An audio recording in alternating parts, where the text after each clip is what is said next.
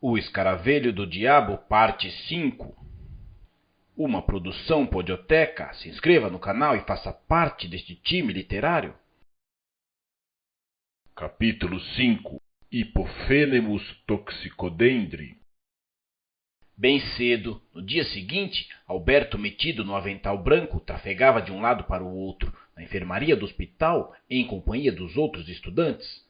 Ajudado por um colega que usava óculos com aro de tartaruga, o rapaz começou a tirar sangue da veia de um indigente que deveria sofrer de anemia, tal a sua palidez. Hemoglobinazinha ordinária, hein? Disse Alberto, examinando e mostrando ao colega um sangue ralo e apenas rosado dentro da seringa. Vamos ver a contagem de hemátias. Os dois amigos dirigiram-se para o laboratório, onde os estudantes começavam a fazer as primeiras pesquisas clínicas. Alberto adorava a profissão que escolhera. Talvez fosse por isso que o trabalho lhe transformava quase num prazer. Além do mais, o moço tinha forte atração pelo mistério e a medicina frequentemente lhe fazia lembrar um verdadeiro romance policial. Sim, era preciso auxiliar o órgão atacado, descobrir o culpado através dos vestígios deixados e depois guerreá-los, vencê-lo, custasse o que custasse. Era preciso dominar a grande inimiga, a morte, combatendo seus cúmplices, aqueles terríveis seres minúsculos e invisíveis, os micróbios e os vírus. E havia também uma razão mais forte e mais profunda para que o moço gostasse da medicina. Ele sentia que a carreira o punha em contato com o sofrimento humano, proporcionando-lhe oportunidades de aliviá-lo. Sabia que era essa a mais íntima alegria que uma criatura pode ter e que a dor deixa de ser triste quando nos aproximamos dela para suavizar. Era isso que Alberto tentava em vão explicar a Raquel Saturnino. A moça irritava-se e repetia sempre: a vida é tão curta, o melhor é desfrutá-la e tirar dela o maior partido possível. Bem, tornava Alberto, a concepção de aproveitar a vida varia de indivíduo para indivíduo, é ou não é? O que para um significa prazer, para outro representa futilidade, desperdício de tempo e vice-versa. Debruçado sobre o microscópio, Alberto examinava uma lâmina com um pouco de sangue que acabava de tirar. A porta do laboratório abriu e surgiu um dos médicos do hospital. Escute lá, disse ele ao rapaz. Meu assistente faltou hoje. Será que você pode ajudar-me a fazer uma autópsia? Pois não, disse Alberto, abandonando o microscópio e acompanhando o médico. Ao levantar o lenço branco que cobria o cadáver, Alberto estremeceu. O jovem tinha uma vasta cabeleira vermelha, vermelha como a de seu irmão, Hugo. Quem é? Como morreu? O rapazinho faleceu repentinamente esta madrugada e a família decidiu esclarecer a causa mortis. Parece que foi mesmo colapso cardíaco. Ao ter início a autópsia, um ligeiro odor de amêndoas amargas se fez sentir. Cianeto de potássio, exclamaram o médico e o estudante quase que ao mesmo tempo. Não havia dúvidas. O jovem de cabelos vermelhos suicidara-se ou fora envenenado com aquele terrível tóxico. Era necessário confirmar a descoberta pela pesquisa química, entretanto. Antes de isolarmos o veneno, vamos fazer um ensaio preliminar com a reação de Schoenbein, que é extremamente sensível, disse o médico. O resultado foi positivo. Uma nova pesquisa por meio de reação do azul da Prússia foi praticada. A causa mortis foi cabalmente confirmada. Envenenamento violento por cianeto de potássio. Só nos resta avisar ao serviço de medicina legal, disse o médico. Disso eu me encarrego, mas peço-lhe, Alberto, que procure a família do rapaz para comunicar o resultado. O jovem saiu da sala, tirou o avental, vestiu o paletó e telefonou para seu amigo, o inspetor Pimentel, pedindo-lhe que o acompanhasse à casa do moço de cabelos vermelhos. Deu-lhe o endereço e combinaram um encontro na porta da residência. — O que é isso, senhor Alberto? Vai deixar o hospital assim tão cedo? Falou Nilza, uma enfermeirazinha, loura, de nariz arrebitado, que cruzou com o moço na enfermaria. — Trabalho, minha filha, trabalho. Tchau. Cora Oshia quase desmaiou quando soube que o filho morrera envenenado. A hipótese de suicídio ficou logo afastada. Clarence, apesar de egoísta e insatisfeito, gostava imensamente da vida e jamais faria uma coisa dessa. O cianeto age em segundos e preciso saber se o rapaz comeu ou bebeu alguma coisa antes de cair no chão, disse o inspetor. Cora pensou algum tempo e exclamou aflita. a cápsula, a cápsula. E contou que Clarice se achava muito gripado, ligeiramente febril, e que ela mandara aviar para ele uma velha fórmula com aspirina, tomar o remédio naquela sala mesmo, à vista de todos. O rapaz já havia ingerido 2 cápsulas, uma pela manhã, outra à tarde, sem que nada houvesse acontecido. Deixe-me ver a caixinha onde elas vieram, pediu o inspetor. Caiu no chão junto com ele e ficou jogada por aí. O próprio inspetor abaixou-se e pôs-se a procurá-la. Depois de algumas buscas, encontrou atrás de uma arca antiga, ali mesmo na sala de jantar. Ainda havia 3 cápsulas dentro dela. Da caixinha se desprendia um vago odor de amêndoas amargas, característico do cianeto. Examinando as 3 cápsulas, constatou que elas realmente continham aspirina. O veneno foi depositado apenas numa delas, disse ele. A fórmula fora preparada na maior e mais afamada drogaria da cidade. Teria o farmacêutico cometido um trágico engano? Mas por que apenas uma cápsula continha o tóxico? Isso está me cheirando a crime propositado e praticado por alguém aqui da casa, disse o inspetor. Alguém que sabia da gripe do rapaz e do remédio que estava tomando. Hoje, mais tarde, depois do enterro, averiguaremos isso. A senhora faz objeção em nos levar até o quarto do moço? Continuou ele. What? Perguntou Cora, que era meio surda. A pergunta foi repetida num tom mais alto. A irlandesa concordou e conduziu-os até o sótão, transformado num agradável quarto de rapaz, enfeitado de mapas e navios. Sentada numa poltrona forrada de pano escocês, achava-se uma pequena mulher, extremamente feminina, de ar decidido e frágil ao mesmo tempo. A moça trazia um lenço na mão e de vez em quando enxugava uma lágrima. Miss Verônica, disse Cora, apresentando-a aos 2 homens. Ao vê-la, Alberto sentiu uma estranha emoção. O coração bateu-lhe apressado e ele se viu subitamente transportado para um mundo de realidade e sonho. Não saberia dizer se era bonita ou feia, morena ou loira, gorda ou magra, tal a perturbação em que se achava. Como que magnetizado, ficou olhando para a pequena criatura sentada na poltrona, sem perceber o que se passava com o estudante. O inspetor examinou cuidadosamente todos os detalhes do quarto de Clarence. Um besouro! Exclamou Alberto de repente, segurando uma caixinha aberta, com um pequeno escaravelho negro fincado numa rolha em cima de uma cômoda. A caixa era exatamente igual a que Hugo recebera na véspera de sua morte. Seu filho era entomologista, minha senhora? Não, Clarice recebeu isso ontem de manhã, pelo correio. Deve ser alguma brincadeira. Alberto sentia um arrepio percorrer-lhe o corpo. Em sua imaginação, misturavam-se 2 cabeleiras vermelhas, a de Foguinho com a de Clarence, e os 2 besouros negros, ambos fincados numa rolha. Pode ceder-me esse inseto? Perguntou Alberto a Miss O'Shea. Estou fazendo coleção deles. Pois não, tornou a senhora irlandesa. Leve-o. Alberto guardou a caixa no bolso, um tanto agitado, pediu licença, despediu-se e saiu. Foi diretamente para uma das bibliotecas da cidade. O senhor tem algum livro sobre besouros? Perguntou ele ao encarregado da seção de História Natural.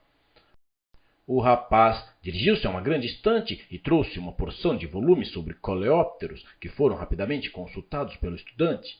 Não encontrou nada que se parecesse com o estranho besouro. Por fim, teve uma ideia. Escreveria ao diretor do Museu de História Natural do Rio de Janeiro, enviando-lhe o escaravelho e pedindo-lhe que fizesse chegar às mãos do chefe da seção de entomologia para que ele classificasse o inseto. O besouro voltou 15 dias depois com a resposta. Hipophenemus toxicodendri, Hope, família Scolitidae. Toxicodendri? Repetiu Alberto baixinho para si mesmo. Tudo aquilo parecia tão desconcertante. Era realmente uma pena que seus pais estivessem na Europa. Gostaria tanto de trocar ideias com eles sobre os acontecimentos. Não, talvez fosse melhor que estivesse mesmo longe. Sua mãe tinha sofrido tal abalo nervoso com a morte de Hugo que tivera de passar um mês num sanatório, e o médico aconselhara uma viagem longa em um lugar bem distante. Capítulo 6 Suspeitas. Mal receber a carta com a inquietadora resposta, Alberto foi urgentemente chamado a certa cidade a fim de resolver negócios particulares de seu pai. O moço estava quase convencido de que o desaparecimento de seu irmão tinha relação com o de Clarence. Se bem que em vida ambos se ignorassem, reciprocamente havia uma ligação íntima qualquer a uni-los à morte. Não tinham ambos recebido um besouro nas vésperas do acontecimento fatal? Um besouro cujo nome parecia anunciar de que modo as pobres vítimas terminariam seus dias. E ambos possuíam cabelos vermelhos, vermelhos como fogo.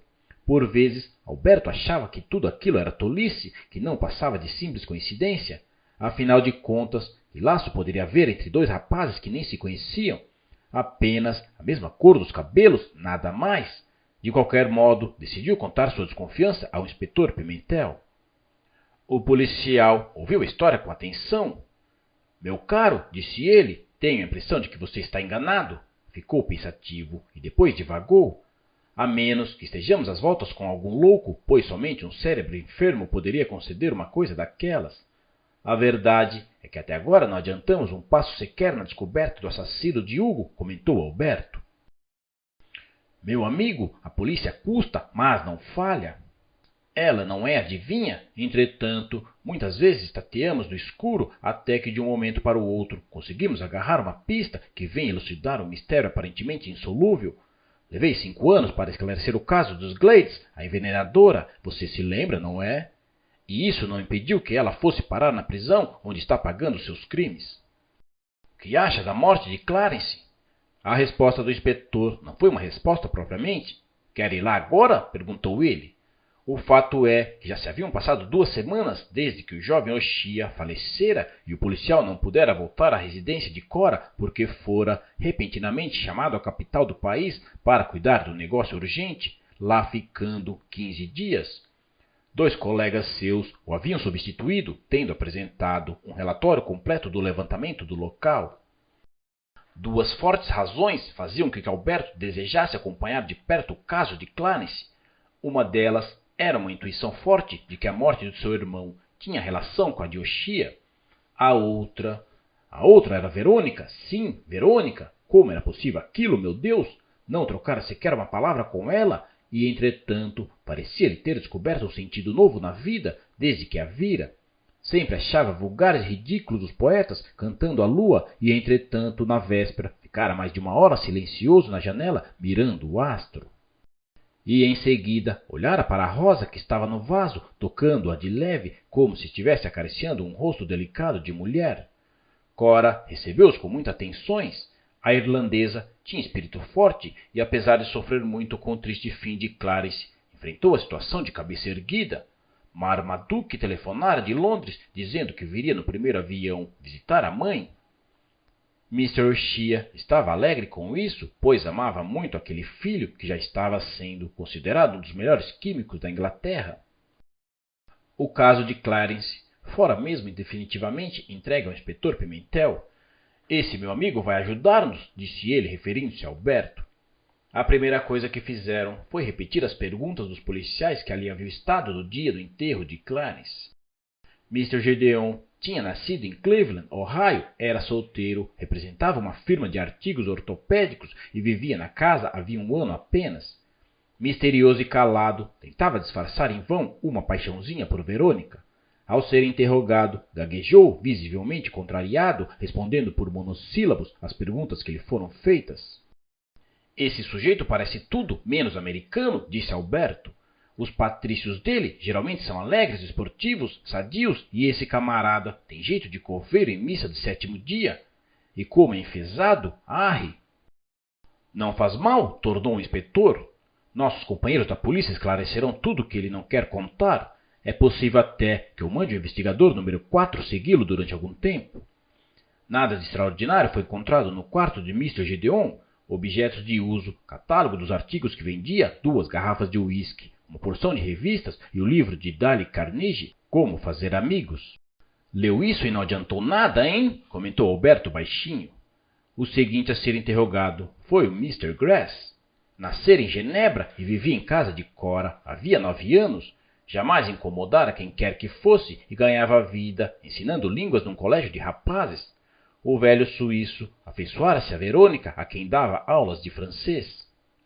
Mr. Grass tinha no quarto uma grande estante cheia de dicionários, gramáticas em francês e inglês e uma coleção completa dos Larousse.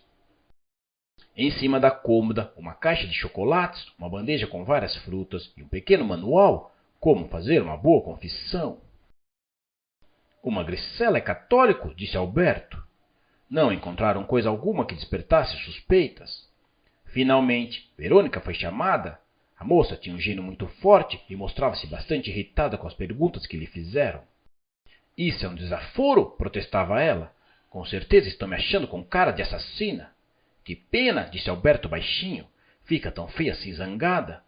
A moça não tinha mais que 17 anos e havia perdido pai e mãe, possuindo apenas um irmão mais velho que era promotor numa pequena cidade. Esse irmão fora hóspede de Cora quando estudante e ficara tão amigo da irlandesa que lhe confiara a irmã.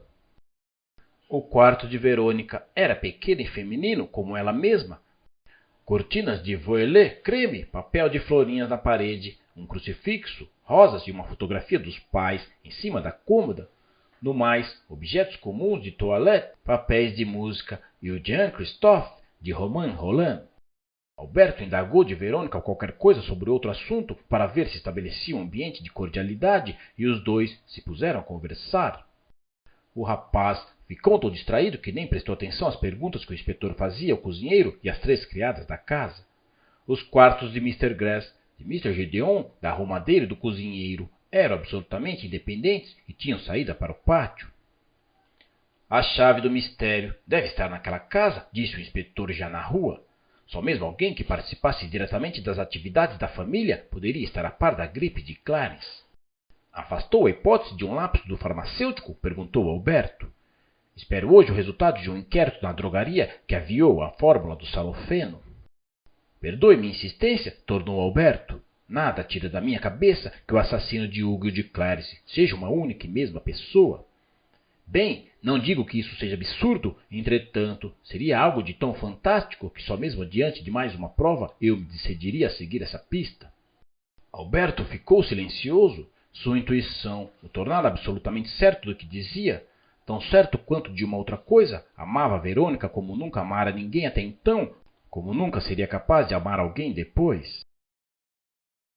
Capítulo 7.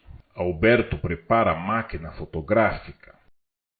Os dias foram passando, as semanas, 1 mês, 2. Alberto já estava quase achando que a única relação entre a morte de seu irmão e a de Clarence nada mais fora que uma dupla coincidência.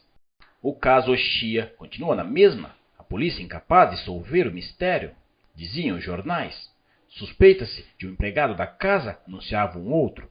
O fato é que Clarence tivera uma semana antes de morrer uma discussão forte com o cozinheiro, tendo sido ameaçado de morte. Esse detalhe só foi conhecido depois, através da arrumadeira. Nada puderam provar contra o homem, entretanto, apesar disso, ficou vigiado, pois ainda era suspeito. O inquérito na drogaria foi muito severo. O farmacêutico que tinha aviado a receita jamais ouvira falar em Clarence Oshia e garantiu ter preparado a fórmula com o mais rigoroso escrúpulo. Esse homem já trabalhava no estabelecimento havia mais de 20 anos e sua folha de serviço era a melhor possível. Alberto voltou algumas vezes à casa de Cora em companhia do inspetor. Verônica mostrou-se esquiva a princípio, depois começou a corresponder ao amor do rapaz. A este foi fácil libertar-se de Raquel Saturnino, pois a moça tinha vários namorados e poderia consolar-se facilmente. Alberto preparou a máquina fotográfica e disse para Mr. Grass, Verônica e Cora: arranje um grupinho aí perto da escada e faça uma cara simpática. O quê? Perguntou a irlandesa sempre meio surda. Repita a pergunta em linha enviesada, aconselhou Verônica baixinho.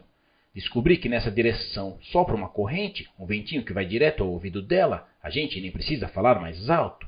O cavalheiro entre as damas, faça-me o favor. O suíço tirou um pentinho do bolso, alisou os cabelos, ajeitou a pérola cinzenta da gravata e ficou entre Cora e Verônica, dando o braço às duas. Pronto, disse Alberto. Verônica ficou tão linda nesse retrato que Alberto mandou fazer dele uma ampliação que trazia sempre na carteira. Capítulo 8. Uma praça de tesouros em Sevilha. O teatro estava repleto. Representava-se naquela noite Carmen, a ópera que Bizet compôs. Um dos motivos de atração era Maria Fernanda, o mais puro contrato dos últimos tempos. A moça ganhara todos os prêmios em vários concursos e passara 5 anos na Itália aperfeiçoando-se. Quanta mulher bonita! Exclamou Alberto, assestando o binóculo para os camarotes iluminados e coloridos pelos vestidos femininos. Aquela não é a Paula? Perguntou o rapaz que o acompanhava, mostrando-lhe uma bela mulher decotadíssima num vestido de tule negro. É sim, e como vai o seu fraco por ela? Cada vez mais forte, tornou o outro, mal contendo o suspiro. Sabe que não gosto muito de óperas, disse Alberto. A gente se aborrece durante 2 horas para ouvir 3 ou 4 áreas bonitas. Além de tudo, é ou não é ridículo uma pessoa pedir um copo de água cantando? Bem, meu caro, tornou o colega, sempre de olhos fixos na maravilhosa Paula, ópera é um gênero e, como tal, tem grandes e favorosos admiradores. Um gênero que não se usa mais, que já saiu da moda. Para você pode ser questão de gosto. Noto que está meio azedo hoje, Alberto. Brigou com Verônica. Briguei, ela tem um gênio horroroso. Convidei-a para vir e ela não aceitou, pretextando dor de cabeça. Entretanto, repare no segundo camarote à direita, a partir do palco. Verônica está lá, em companhia de Cora, de Mr. Gideon e de Mr. Grass. Isso não é desaforo? Mal acabaram de falar, foram ouvidas as primeiras notas da orquestra, iniciando num fortíssimo, uma vibrante melodia quase militar. Concluído o prelúdio, ergue-se a cortina e surge uma praça em Sevilha. O barítono e o soprano entram em cena, cada um por sua vez. Algum tempo depois, chega Dom José, elegantíssimo em seu vistoso uniforme de corporal dos dragões. Soam trombetas e aproximam-se as moças da fábrica de tabaco. Finalmente, estuante de vida, surge Maria Fernanda, vestida de Carmen, envolvida num chalé de seda creme, uma flor vermelha nos cabelos. Os homens rodeiam-na e ela canta a famosa rabaneira. O amor é um pássaro rebelde que ninguém pode aprisionar. Maria Fernanda possuía uma voz quente, de contralto. Era grande e vistosa. Tem cabelos vermelhos como Hugo e Clarence, pensou Alberto com ligeiro mal-estar. No intervalo do primeiro ato, o moço teve ímpeto de chegar até o camarote de Verônica, mas resistiu à tentação. Ficou onde estava. O boy aproximou-se e entregou-lhe um bilhete. Era de Raquel. Querido, venha dar-me uma palavrinha no outro intervalo. A jovem estava muito bonita num vestido colante de lamê verde, e sua cabeleira de cobre caía em cascata pelos ombros. Queria saber notícias de Alberto, com quem não se encontrava havia bastante tempo. O moço surpreendeu-se vendo quantos encantos de Raquel o deixavam indiferente. É linda, é encantadora, é maravilhosa, mas não é Verônica, disse ele para si mesmo. Passou o segundo ato, o terceiro, até que começou o último. Em frente à arena da praça de touros, vendedores apregoam suas frutas e seus cigarros. Dançarinas envoltas em chalés coloridos bailam trechos da Arlesiana. O povo entusiasmado saúda os toureiros que vêm chegando em procissão. Provocando gritos de delírio, surge Escamilo, o herói do dia, numa carruagem aberta, tendo ao lado Carmen, coberta de joias, enrolada num chalé vermelho bordado a ouro. Escamilo entra na arena e surge Dom José, desesperado, a suplicar o amor da cigana. Impossível, diz ela, tudo acabou entre nós. Enquanto isso, a vitória do toureiro soa na arena. Alucinado com o sucesso do rival, Dom José tira do peito um punhal e avança para a mulher. Toreador, en garde! Toreador, toreador! Repete o coro. Ouve-se um grito agudo e Carmen tomba com a arma mergulhada no peito. Matei-a! Grita Dom José, soluçando desesperado. Oh, minha Carmen, minha adorada Carmen! Terminara a ópera e o teatro quase veio abaixo, tal entusiasmo dos aplausos do público. Gritos de bravo, bravo partiam de todos os lados, e com razão, pois o espetáculo havia sido completo. A montagem riquíssima, o timbre das vozes maravilhoso e o jogo de cena perfeito. A cortina desceu e ergueu-se outra vez, a fim de que os artistas pudessem agradecer as ovações da plateia. Ao palco vieram todos os figurantes, o tenor, o barítono, o soprano, as bailarinas, os toureiros, as moças da fábrica. Os aplausos continuavam e os artistas com sorrisos e curvaturas agradeciam. Carmen, entretanto, continuava caída no chão. Vamos, Fernanda, levante-se, disse-lhe o tenor. A moça continuou deitada. Estava morta. Capítulo 9. A Zarabatana Fatal. Os minutos que se seguiram foram de grande confusão. O rapaz que fizera o papel de Escamilo procurava acalmar os artistas que corriam desnorteados de um lado para o outro e ordenou que a cortina do palco se fechasse imediatamente, numa tentativa inútil de evitar o alarme da plateia. O público, entretanto, já havia percebido que algo de anormal sucedera. Haviam se levantado todos das cadeiras e mantinham-se em expectativas nos seus lugares, aguardando uma explicação qualquer. Faiscante em seu traje prateado de toureiro, o barítono saltou para a plateia à procura de um médico. Imediatamente vários deles se ofereceram, dirigindo-se para os bastidores do teatro. Estirado no divã do camarim, achava-se o corpo inerte de Fernanda. O primeiro médico a entrar no quarto foi um velho professor da faculdade de medicina. «Saiam todos, por favor», ordenou ele. O mestre nada mais fez que constatar o óbito. Alguns minutos depois, abriu a porta e acenou para o barítono. «Chamem a polícia», disse ele gravemente. «Esta senhora foi assassinada». «Assassinada? Como?» indagou agitadamente Escamilo. «Olhe esta pequenina seta cravada logo abaixo do seu seio esquerdo», disse ele, levantando o chalé vermelho bordado a ouro. Fez-se um grande silêncio. «Não é possível», exclamou o barítono. «Como pode uma seta assim tão insignificante matar uma pessoa?» «Não quero adiantar nada», tornou o médico. «Minha impressão é de que ela está envenenada». «Que coisa horrível! Que desgraça! Mas por que isso?» exclamava aquela gente toda, ainda metida em suas fantasias. «Que ninguém toque no corpo até a polícia chegar», ordenou o doutor. Minutos depois, surgiu o inspetor acompanhado de Alberto, muito elegante em seu smoking. Apenas o médico ficou no camarim com eles. «Que bela cabeleira vermelha, hein?» comentou Alberto, lançando um olhar significativo para o inspetor. Pimentel abanou a cabeça afirmativamente e tirou um lenço do bolso. Com grande cuidado, extraiu o pequeno dardo cravado no corpo da cantora, examinou alguns instantes e disse: «Essa seta feita com lasca de taquara é típica das que são lançadas pelos índios através de uma zarabatana. Curioso isso!» «Quer dizer que o criminoso atirou de longe, de algum camarote, talvez, não é isso mesmo?» objetou Alberto. «Provavelmente, se foi assim, aproveitou-se do fato de estarem todos absorvidos com a atenção voltada para o clímax da ópera, ou então instalou-se nos bastidores, escondendo-se no alto das escadas, junto dos cenários. Estará envenenada a seta? Não tenho a menor dúvida. E com curaré, certamente. Só esse veneno, quando altamente concentrado, mata assim, de modo quase instantâneo, paralisando os músculos respiratórios e asfixiando a vítima. De qualquer modo, a autópsia esclarecerá tudo definitivamente», disse o médico. «Mas que crime estranho! Deve ser algum caso de amor, com certeza. Fernanda era casada ou solteira?» «Solteira», respondeu o inspetor desinteressadamente. «Chame os rapazes», pediu ele a Alberto. O moço saiu e voltou com 2 enfermeiros carregando a maca destinada a transportar o corpo de Fernanda para o necrotério do Serviço de Medicina Legal. «Agora vamos atrás do besouro», disse o inspetor com ar decidido. Saindo do camarim, acompanhado de Alberto, tomaram um táxi e rumaram para a cidade. «Leve-nos ao apartamento da senhorita Fernanda», disse o policial ao gerente do hotel onde a cantora se havia hospedado. «Alguma novidade, chefe?» perguntou o homem curioso. «Daqui a pouco saberá», respondeu o inspetor. Sua qualidade de detetive abria-lhe todas as portas. «Fica no 10º andar», disse o gerente, entregando-lhe as chaves. O quarto da moça se achava mais ou menos em ordem. No criado mudo, o retrato em perfil de um homem simpático e jovem, de nariz levemente arrebitado. Para Fernanda, não se esquecer de quem nunca se esquece dela, Cláudio. Quem seria esse Cláudio que aparecia amá-la tanto?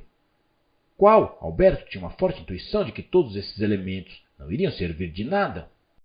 O único ponto de partida para qualquer raciocínio estava naquela cabeleira vermelha cor de fogo, nela e no besouro que procuravam. Mas onde se achariam ele? As gavetas foram abertas enquanto camisolas e calcinhas de nylon e rendas iam caindo pelo chão, e havia perfumes franceses e cosméticos de Elizabeth Arden na toilette. Na caixa de jóias viram colares de pérolas e diamantes, além de uma infinidade de anéis e pulseiras. Os armários estavam cheios de corpetes, perucas e fantasias para as caracterizações da artista em diferentes óperas, e havia uma infinidade de coisas, isso e aquilo, mas nada do que procuravam. «Tempo perdido, hein?» comentou o inspetor, desapontado. As cestas de papel foram reexaminadas, tudo em vão. «Espere aí», disse Alberto, abandonando precipitadamente o quarto. O policial mal pôde segui-lo. O rapaz embarafustou-se pela escada abaixo e desandou a correr, como louco, até chegar à porta da rua. Com a mesma rapidez, andou uns 30 metros e parou em frente a um grupo de janelas, entre as quais se achavam as do apartamento de Fernanda. Alberto acendeu um fósforo e se pôs a procurar qualquer coisa no chão. Riscou mais um, depois outro, sempre continuando a busca para lá e para cá. Os pauzinhos se acabaram e o moço voltou ao hotel, a fim de pedir uma caixa de fósforos ao gerente. Não prefere uma lanterna elétrica? Perguntou o homem no auge da curiosidade. Ótimo, respondeu Alberto. A busca tornar-se muito mais fácil. Nada, apenas pedras, folhas soltas, um ou outro pedacinho de pau. Súbito, o jovem sentiu uma pequena resistência debaixo do pé. Craque! Esmagara qualquer coisa. Focalizou a lanterna para o chão e viu, entreaberta e um tanto amassada, uma pequena caixa branca com certa coisa escura dentro. Um escaravelho! Alberto não se conteve e deu um grito. E só agora eu desconfiei que ela deveria ter atirado o bicho pela janela, disse ele, excitadíssimo para o inspetor que vinha chegando. Com os diabos! Exclamou este. Você é quem deveria trabalhar na polícia e não eu? Meus parabéns, amigo. Ainda é cedo para isso? Tornou Alberto, guardando o achado no bolso. Vamos já para casa, a ver se descobrimos o nome do besouro. Por que em sua casa? Mal sabe você que já comprei tudo que existe nas livrarias sobre insetos, especialmente besouros. 15 minutos depois, entravam os dois no quarto do rapaz. Examinaram avidamente uma dezena de livros, sem resultado algum. Haveremos de descobrir teu nome, bichinho? Exclamou Alberto, examinando o inseto. Tratava-se de um escaravelho pequeno, de cor amarela escura, com reflexos metálicos e que possuía um chifre na cabeça e outro na parte anterior do tórax, sendo que o segundo não era propriamente um chifre, mas uma coisa que fazia lembrar um comprido espinho levantado para cima. Vamos mandá-lo amanhã para aquele sujeito do Museu de História Natural, no Rio de Janeiro, disse Alberto. Qual nada? Tornou o policial, com os olhos faiscando de excitação. A coisa está ficando muito séria. Tomo um avião amanhã cedo e vou levar o besourinho pessoalmente.